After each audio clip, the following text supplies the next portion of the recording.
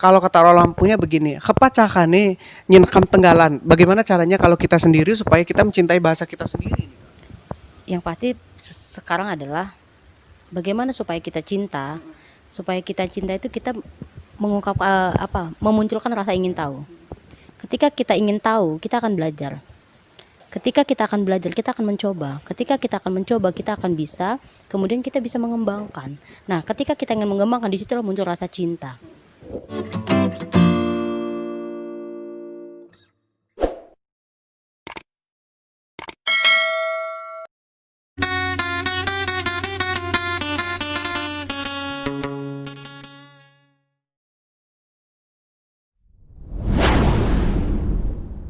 Ya, assalamualaikum warahmatullahi wabarakatuh. Tabi pun, apa kabar, sahabat Medi? Kita berjumpa dalam Medi Carlo Channel di hari ini dalam acara Anjau Silau.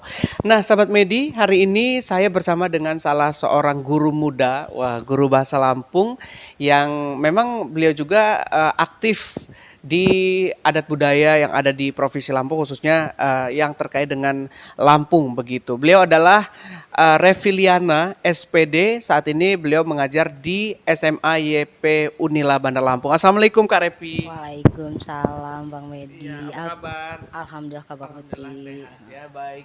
Nah, sahabat Medi, sebelum kita mulai, saya mengajak sahabat Medi untuk mensubscribe video ini. Jangan lupa kalau kamu suka dengan video ini boleh di like, kalau nggak suka boleh di dislike, dan kalau dirasa bermanfaat boleh di share ke media sosial teman-teman kamu ya. Nah, Kak Revi saat ini kesibukannya apa aja nih selain ngajar di YP?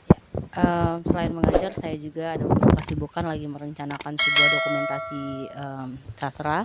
Kemudian ada beberapa aktivitas kebudayaan yang memang sedang berjalan tapi secara virtual dan lain sebagainya. Nah, kegiatan belajar mengajar selama pandemi COVID-19 ini seperti apa ini, Kak? Pembelajaran pada saat pandemi ini yang pasti tetap berlangsung, tapi memang menggunakan pembelajaran jarak jauh yang dikenal dengan PJJ ya. Jadi pembelajarannya secara daring gitu. Jadi anak-anak tetap belajar di rumah dan tetap mendapatkan hak mereka untuk mendapatkan pembelajaran dan materi dari gurunya. Selama PJJ ini bukan pacaran jarak jauh ya, sahabat Medi. Oke, ini gimana? Ada kendala nggak sih yang dihadapi oleh para siswa? Jelas ada kendala, apalagi dalam pembelajaran bahasa Lampung, karena yang pasti kita membutuhkan komunikasi secara langsung dengan orang-orang Lampung. Di satu sisi memang kondisi orang Lampung yang jumlahnya sedikit, jadi anak-anak untuk mendapatkan sumber belajar dari masyarakat langsung, nah itu yang membuat tidak mungkin gitu. Jadi untuk pemilahan materi juga kita sebagai guru harus mempunyai sedikit strategi bagaimana capaian kompetensi itu tetap terlaksana, tapi menggunakan atau memilih submateri yang memang tidak menyulitkan anak dan tidak memunculkan untuk berkomunikasi dengan orang banyak gitu. Pasti yang namanya pembelajaran tidak bertatap muka itu pasti ada kendalanya. Tapi sejauh ini kita semua harus tetap bersemangat supaya proses pembelajaran bahasa Lampung dan aksara Lampung tetap eksis di pembelajaran gitu. Untuk kurikulum mata pelajaran bahasa Lampung sendiri seperti apa sih, Kak, yang diajarkan kepada siswa ini? Ya, kalau kurikulumnya capaian kompetensinya adalah bagaimana siswa itu bisa mempunyai keterampilan berbahasa. Dia bisa membaca, bisa menulis, bisa berbicara, dan bisa mendengarkan bahasa Lampung. Jadi perlu kita ketahui bersama bahwa belajar bahasa Lampung itu bukan belajar aksara aja loh. Yang selama ini yang terjadi adalah mengajarkan bahasa Lampung hanya dengan capaian kompetensi aksara Lampung. Padahal itu salah. Kita kembalikan bahwa bahasa itu adalah alat komunikasi. Jadi bagaimana seorang anak bisa berkomunikasi dengan bahasa Lampung gitu. Jadi bukan hanya pembelajaran aksara, walaupun aksara tetap kita ajarkan sebagai kekayaan budaya kita yang memang harus wajib kita lestarikan gitu. Iya benar ya, kalau selama ini sahabat Medi mungkin kalau belajar bahasa Lampung itu adanya aksara kaganga gitu aja ya. Sementara banyak sekali ternyata yang harus dipelajari di pelajaran bahasa Lampung sendiri. Untuk obrolan misalkan dengan menggunakan bahasa Lampung, apakah ini juga diterapkan nih, Kak? Harus. Jadi itu yang harus kita ubah mindset bahwa bagaimana kita mau mengajarkan pembelajaran dengan anak dengan proses komunikasi gitu. Jadi kita harus berbicara, kam Cawa Lampung jama Tian. Tian mah pandai ya, cuti-cuti Tian belajar kenal. Jadi memang proses pengucapan pelafalan bahasa Lampung itu harus menjadi pembiasaan. Ya, makanya ada program pemerintah, kita harus mendukung bahwa sehari berbahasa Lampung.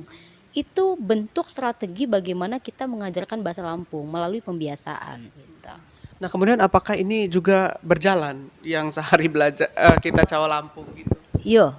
Kita secara sampai detik ini sih itu berjalan, walaupun memang mungkin kita lihat di lapangan masih ada yang belum maksimal ya menjalankan ini gitu. Tapi kalau YP Unila sudah mulai berjalan gitu loh. Satu hari rencananya setelah pandemi ini memang akan berjalan satu hari berbahasa Lampung, tapi karena proses pembelajaran jarak jauh maka program ini tertunda sampai nanti tatap muka gitu.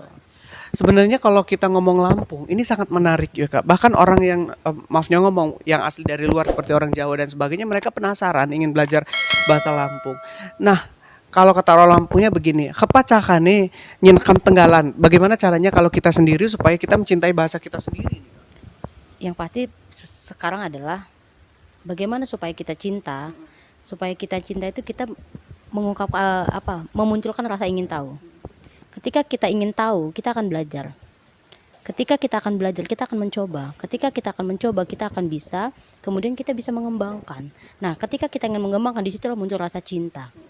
Tapi kalau kita nggak mau tahu, ya kayak mana mau muncul kepedulian itu. Yang penting munculkan rasa ingin tahu anak kepada bahasa Lampung. Kalau dia sudah mau tahu, maka dia akan mencari tahu. Nah, kalau dia sudah mencari tahu, dia akan mencoba. Lambat laun akan muncul di dalam dirinya proses ingin mengenal dan menggunakan. Kalau dia sudah menggunakan, otomatis dia sudah mencintai gitu. Jadi ada proses yang harus dilewati untuk bagaimana sih supaya mengembangkan menumbuhkan rasa cinta anak itu terhadap bahasa Lampung dan tidak malu menggunakan bahasa Lampung.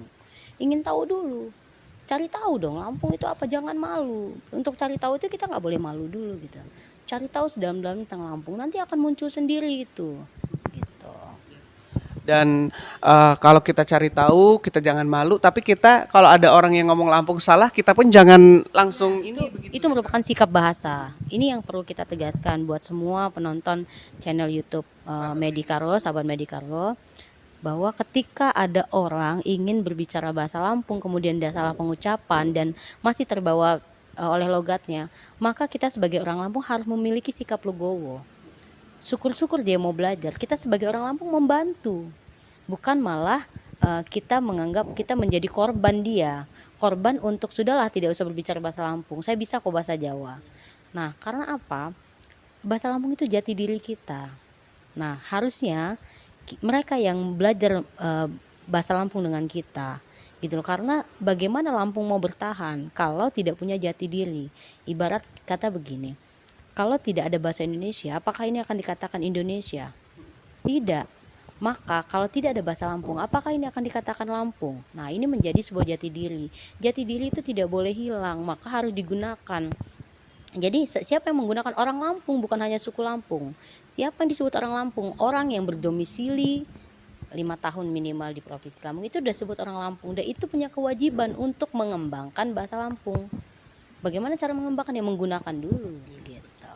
Dan kita juga mendukung ya pemerintah Provinsi Lampung, khususnya di mana di hotel, di mall juga di setel musik-musik Lampung begitu ya Kak ya. Nah betul, itu menjadi sebuah program yang sudah ditegaskan dalam Perda nomor 2 tahun 2008 kalau tidak salah ingat, bahwa memang setiap restoran dan sebagainya ketika jam istirahat itu harus memutarkan musik-musik daerah Lampung. Sebagai apa? Sebagai wujud pelestarian gitu. Baik. Kita kembali ke pembelajaran di sekolah tadi Kak, yang saat ini sedang daring. Ada kendala-kendala nggak sih yang dihadapi anak-anak ya, curhat ke sebagai guru begitu? Apa yang membuat mereka sulit belajar bahasa Lampung? Ya, menemukan model bahasa Lampung. Jadi sulitnya kenapa belajar bahasa Lampung? Sedikitnya model yang bisa kita gunakan. Artinya gini, ketika kita masuk kelas, apalagi kondisi di Bandar Lampung yang mayoritas penduduknya itu memang banyak ya, banyak suku gitu, bercampur baur. Nah, kesulitannya adalah sedikitnya di dalam kelas itu yang bisa menjadi model. Model apa? Model berbahasa. Kadang orang Lampung pun itu tidak berbahasa Lampung. Nah, itu yang menjadi kendala. Bagaimana anak-anak memperkaya kosakatanya kalau ketemu bahasa Lampung itu hanya dalam waktu seminggu sekali. Nah, kemudian mereka tidak menemukan bahasa Lampung itu di kehidupan sehari-hari mereka. Nah, itu menjadi kendala. Nah, akhirnya itu menjadi bahasa asing, bahasa yang asing mereka dengar. Bukan malah kedudukan yang sebenarnya bahasa Indonesia itu sebagai bahasa ibu. Gitu. Nah, itu menjadi kendala. Sedikit yang model bahasa ya, model yang bisa kita gunakan untuk anak-anak menemukan kosakata bahasa Lampung. Kak Revi, apakah juga belajar bahasa Lampung itu di sekolahan khususnya di YP Unila ini menggunakan alat peraga, apa saja yang digunakan kalau menggunakan? Banyak, karena semua memang tuntutan guru itu adalah untuk kreatif dalam proses pembelajaran, salah satunya menggunakan media. Kalau saya selain kita menggunakan aplikasi ya, kemudian kamus berbasis Android, kemudian menggunakan jenis permainan-permainan yang dapat mencapai kompetensi itu sendiri, dan media banyak, apalagi media sekarang yang dapat kita tunjang melalui teknologi. Nah, semua materi itu rata-rata berbasis teks dan dikembangkan melalui media. Gitu. Kalau media banyak, Bang Medi. Media apa saja, termasuk salah satunya adalah menggunakan font digital. Jadi kita sudah bisa mengetik dokumen itu dengan menggunakan tulisan aksara Lampung yang kita install, kemudian dia muncul di jenis font kita. Nah, itu sudah merupakan pengembangan aksara Lampung gitu. Luar biasa. Nah, terkait dengan aksara Lampung ini, banyak orang, bahkan orang Lampung sendiri belum paham gitu Kak ya dengan aksara Lampung yang bisa dikatakan lumayan sulit begitu. Tipsnya bagaimana Kak agar mudah mempelajari aksara? Yang pertama adalah pahami dulu bentuk hurufnya, huruf aksara. Yang sudah dipakemkan adalah 20 induk huruf dan anak huruf. Nah, kuncinya adalah seperti kita belajar bahasa Arab. Pahami dulu huruf-hurufnya. Kemudian pahami dulu anak hurufnya. Ketika itu sudah paham dan sudah hafal, maka proses pembentukan suku kata menjadi sebuah kata dan kalimat itu lebih mudah. Nah, kemudian pahami juga prinsip-prinsip penulisannya. Ada beberapa prinsip penulisan aksara yang harus kita pelajari. Misalnya salah satu adalah aksara itu berdasarkan silabis, jadi ditulis berdasarkan suku katanya. Gitu. Yang kedua, penulisan singkatan. Kemudian ketika kita menulis satuan, nah bagaimana kita menulis angka, kemudian bagaimana kita menulis tanda baca. Nah, ada beberapa prinsip yang memang harus menjadi perhatian kita dalam penulisan aksara. Jadi kesimpulannya adalah bagaimana sih belajar aksara itu yang mudah? Yang pasti, satu, pahami bentuknya. Bentuk yang seperti apa? Bentuk yang sebangun. Kalau huruf K sebangunnya dengan apa? Kalau huruf ba sebangunnya dengan apa? Nah, bentuk bangun yang serupa itu harus kita pahami. Kemudian setelah kita pahami bentuk, kemudian bunyinya seperti apa, baru kita mengenal anak hurufnya. Ketika kita sudah memahami itu, baru kita mulai membentuk aksara itu menjadi suku kata. Misalnya, sekarang kita berada di rumah makan cabe mas. Nah, bagaimana menulis kata cabe mas? Ca, B, mas. Karena dia suku katanya ada ca, suku kata pertama ca, B, dan mas. Nah, kita bentuk penulisan berdasarkan suku katanya. Nah, nanti tinggal belajar bagaimana penulisan huruf induknya. Nah, gitu. Lambat laun, kalau kita sudah pegang prinsip, insya Allah proses pembentukan aksara ke suku kata atau kata itu akan lebih mudah. Untuk saat ini mungkin Kak Revi juga bisa kasih info ke sahabat Medi untuk pelajaran bahasa Lampung ini dimulai dari SD atau gimana untuk saat ini? Kalau kita mengacu pada Pergub nomor 39 tahun 2014, memang pembelajaran bahasa Lampung itu dimulai dari tingkat SD sampai SMA, bahkan ya sampai SMA. Nah, jadi memang setiap jenjang itu harus belajar bahasa Lampung. Dan ini sebenarnya tidak boleh terputus gitu. Oke, baik, sahabat Medi, yang terakhir, apa harapan Kak Revi sebagai guru bahasa Lampung terhadap bagaimana pelestarian dan juga penggunaan berbahasa Lampung di Lampung sendiri? Ya, yang pertama adalah guru harus punya komitmen dalam pembelajaran. Bahasa Lampung ini bukan pelajaran yang asal-asal, tapi bagaimana kita mempunyai tanggung jawab kepada anak untuk anak itu memiliki kompetensi yang sesuai dengan tujuan ya yang diinginkan oleh pemerintah kita, bagaimana untuk melestarikan bahasa ini gitu loh. Jadi kembalikan pembelajaran kepada tujuan awalnya, bahwa yang kita inginkan adalah bahasa Lampung ini tetap eksis digunakan sebagai alat komunikasi. Alat komunikasi di mana? Di lingkungan. Nah, di lingkungan mana? Di lingkungan keluarga, di lingkungan masyarakat. Jadi guru-guru harus konsisten. Yang kedua adalah mari kita upayakan untuk anak-anak senang belajar bahasa Lampung. Jadi gurunya harus kreatif. Jangan menjadi guru yang yang hanya datang mengajar terus memberikan materi sudah itu selesai.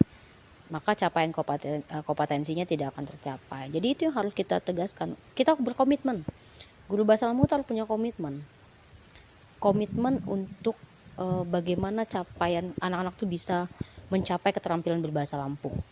Jadi bukan hanya belajar aksara, tapi bagaimana anak-anak mampu membaca, menulis, mendengarkan, dan berbicara bahasa Lampung. Dan tentunya ini sedikit tambahan, bukan hanya tugas seorang guru, karena guru itu hanya beberapa waktu saja di sekolah, tetapi tugas kita semua khususnya keluarga di rumah, bagaimana cara kita mengajarkan bahasa Lampung di lingkungan keluarga kita sendiri. Katanya seperti ini, mak ham sapa lagi, mak ganta kapan lagi, begitu ya. Baik, terima kasih Kak Revi, mudah-mudahan obrolan kita bermanfaat. Jangan lupa juga untuk mensubscribe video ini. Jika kamu suka boleh di like, dan tidak suka bisa di dislike, dan juga boleh di share melalui media sosial kamu. Kita akan berjumpa kembali tentunya dalam acara Anjau Silau dengan tokoh-tokoh yang tidak kalah luar biasa. Wassalamualaikum warahmatullahi wabarakatuh.